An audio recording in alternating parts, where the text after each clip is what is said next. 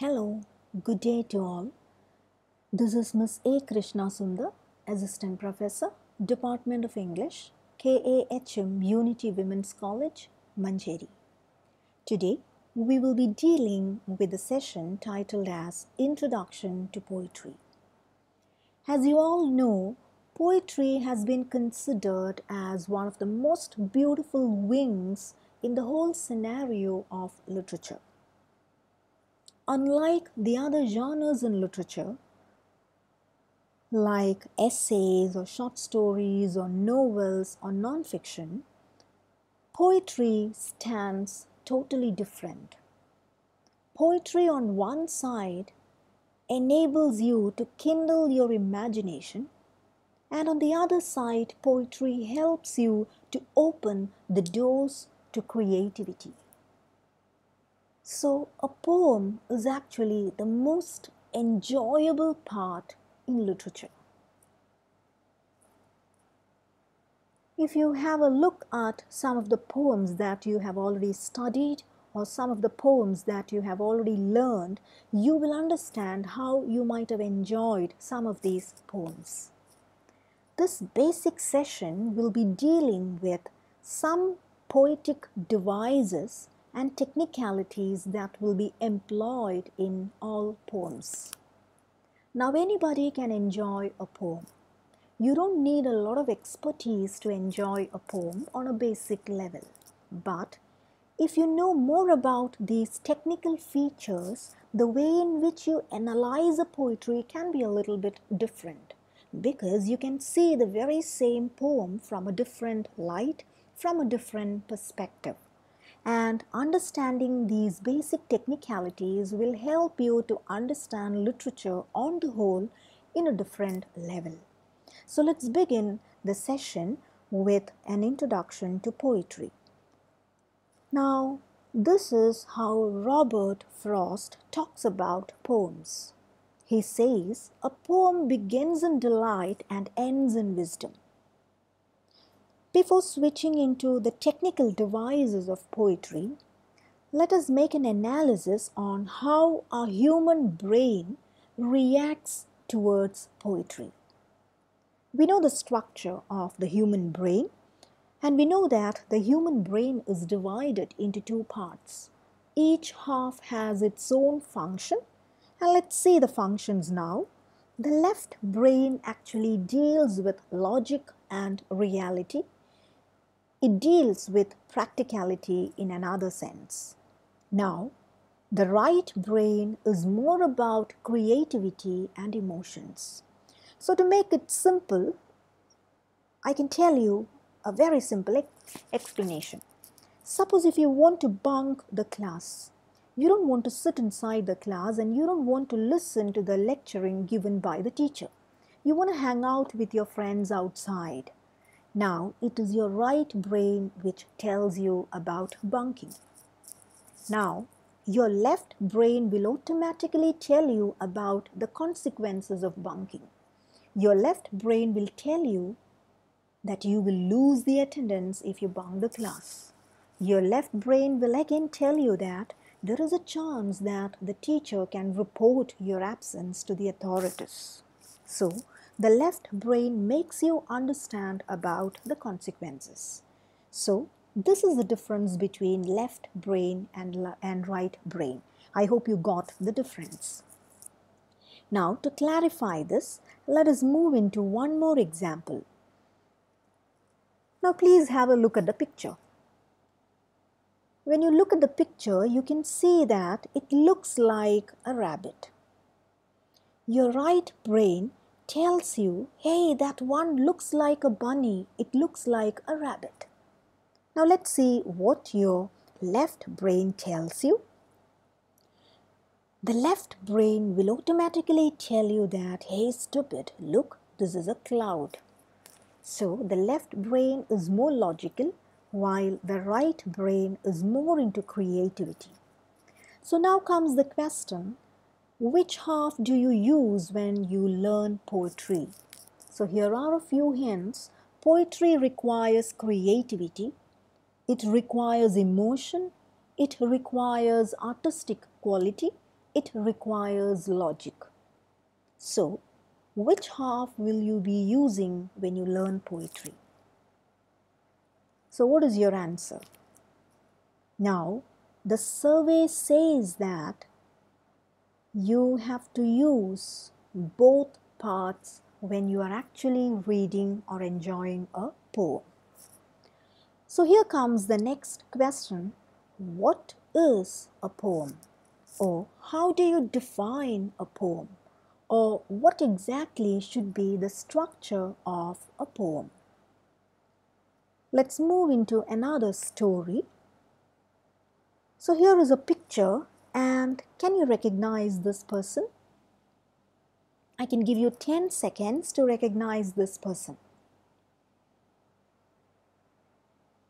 If you can't recognize this person, I would say you are very bad at sports, because this is Muhammad Ali, the boxing champion. Now, Muhammad Ali was invited to Harvard University in order to give a speech for the graduating class in the year 1975. He delivered a very good speech which was based on unity and friendship. The students gave him a wide applause at the end of the speech, but one student stood up and asked him to recite a poem. Muhammad Ali, being a boxing champion, was not a poet at all. So he suddenly created a poem on the spot and he recited. And the poem goes like this: me, we, me, we. This was all what Muhammad Ali spoke. Not spoke actually, recited, as you can say, because it is a poem. Now, if you look at the words here, there are two words, me and we. So there is a sense of togetherness and there is some kind of a support that is offered to each other when you look at this very short poem. Now, a lot of interpretations came up in connection with this poem. So now the question is, can this be considered as a poem? Because this is all it is about, me, we, me, we. Now, when Muhammad Ali recited this, the students also started repeating this from Harvard University. And it came to such a level that they started reciting it together with applause. And this became a very popular line during the 1970s. This is considered as one of the shortest poems in literature. So, the same question comes here. What exactly is a poem? Now, a poem is not in the number of the words that it can express. It is not in the length, and it is not exactly in the beauty.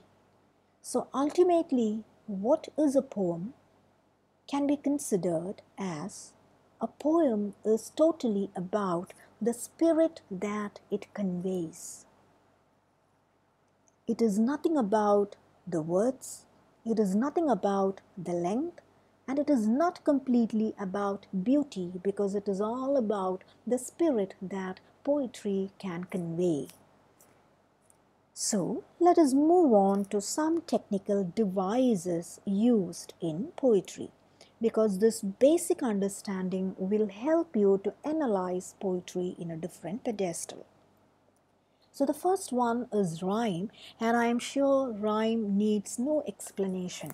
It is the same kind of repeated sound patterns that will be employed in poem. So you can see the very basic example, twinkle, twinkle, little star, how I wonder what you are. So star, are. Then you can see high, sky. So this is what you call as rhyme. The next one is rhythm, and rhythm is actually the sing-song quality that is employed in a poem. The musical quality that a poem gives you is what you call as the rhythm. Now comes meter, and meter is in fact the length of one poetic line. The length of one poetic line is called as meter. The next one is alliteration, And alliteration in poetry is actually the repetition of certain sounds continuously. And sometimes this repetition can give you a smooth sail and it gives you a kind of musical quality. The next one is refrain. Now refrain is a repeated phrase or a line that comes repeatedly within a poem. Let's look at an example. Now if you look at this, you can see the last part here. I am a woman, phenomenally phenomenal woman. Now if you look here again, you can see on the right hand side also the same lines come again. I am a woman, phenomenally phenomenal woman, that is me. So this kind of a repeated phrase that comes along is what you call as a refrain. Coming to the next set of devices, after refrain we have got simile. If you have studied poems before, I am sure you know what simile is. When a comparison is made using as or like, you call it a simile.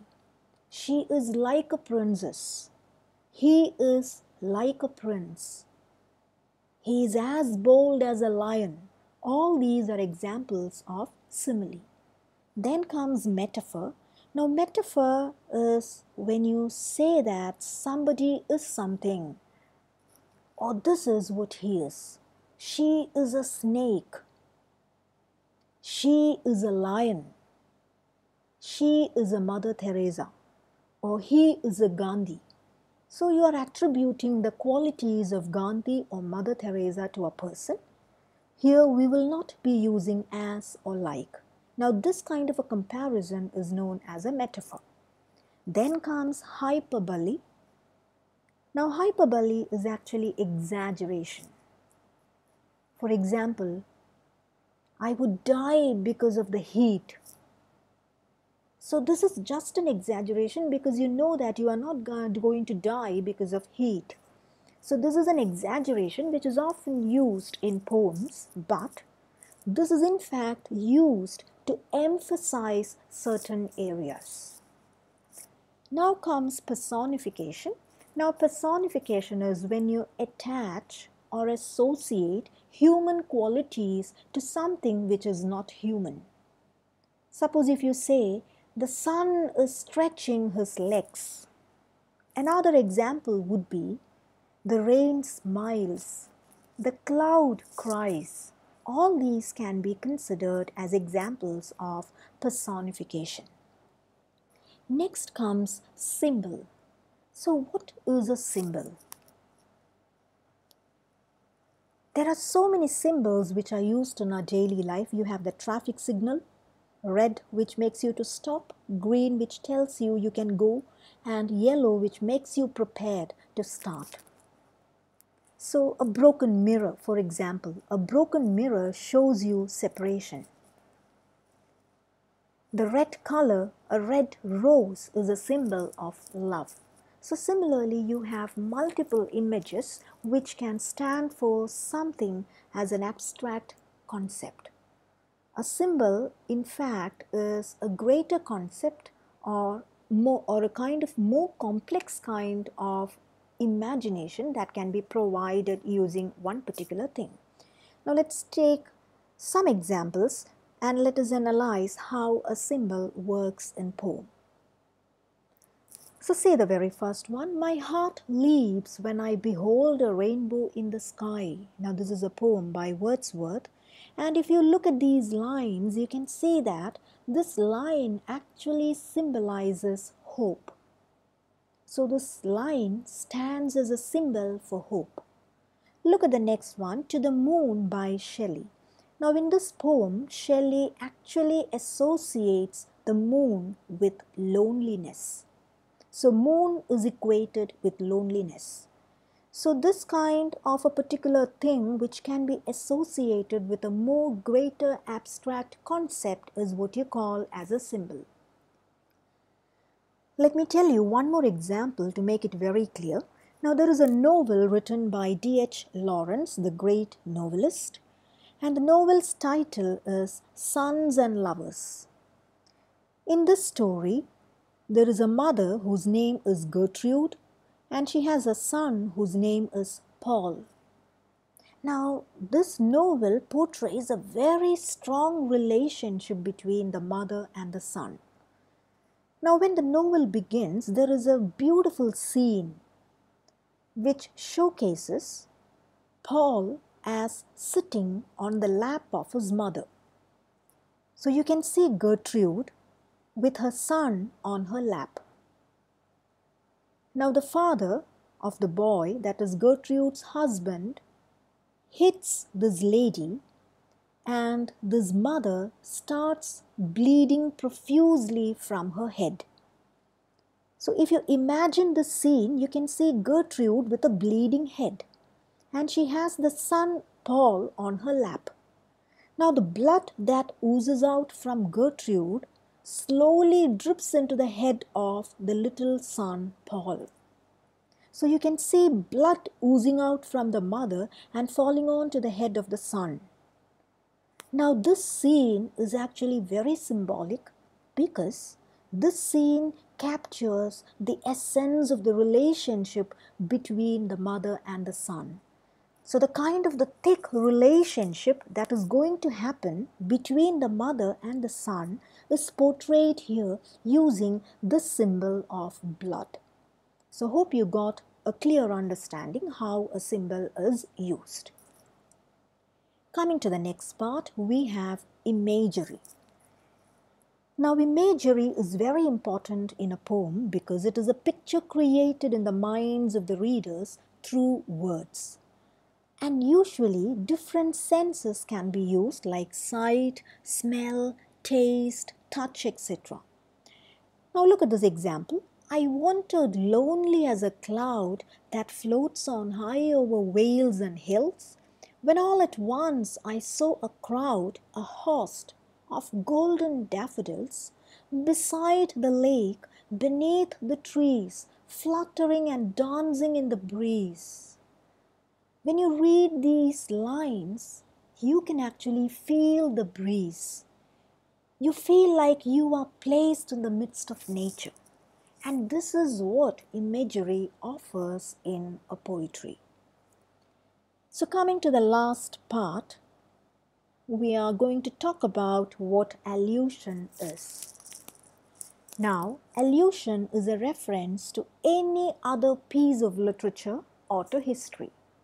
The three most common types of allusion refer to mythology, the Bible, and Shakespeare's writings. Now, one example here is a line by the writer Robert Frost, "So Eden sank to grief." Now, with this line, Robert Frost is actually tying up an allusion with Bible. So, Eden appears in the story in Bible, and he talks about Eden, the story of Adam and Eve, which is again connected with Bible. So these kind of references which are used from other pieces of literature or from history is considered as an allusion. If you have studied any of the poems by the great poet W.B. Yeats, you can understand what an allusion is. Yeats' poems are basically considered as very complex and obscure because he makes use of a lot of allusions in his poetry. Each line talks about an allusion or a connection with some other piece of literature or history. So he is basically considered as a complex poet. So this is what an allusion is. Now with this we come to the end of the session, and I hope you got a basic understanding of the technical devices which are used within a poem. Now even without these technical devices you can enjoy a poem, there is no doubt about that, but if you know these technical devices, it would help you to analyze the very same poem from a different platform. So see you soon with another session. So thank you very much for your patient listening. If you have got any questions, clarifications, suggestions or doubt, you can mail me in my mail address. Please do not hesitate to do that. So thank you for your patient listening. Thank you very much.